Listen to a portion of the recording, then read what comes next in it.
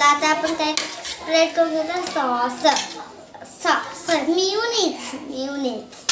Mayonnaise ते की देतं कुठली स्टाईलमध्ये हा चीज पिझ्झा आहे हा असं वाटतं बघा खाचाक मिओनीज पण स्प्रेड करून घ्यायचं आहे.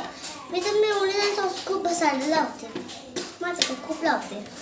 हा चला आता हे स्प्रेड करून झालं आहे. आता कांदा आणि टोमॅटो चिरला आहे तो कांदा जे टाकायचा. आता आपण टोमॅटो पण आधी टाकू शकतो. आधी आपण कांदा टाकलाय हा आणि परत नंतर टोमॅटो पण चिरायचा टोमॅटो पण टाकायचा. ठीक आहे कशी वाटली रेसिपी नक्कीच सांगा. रोटी का पिझ्झा तयार. सबस्क्राईब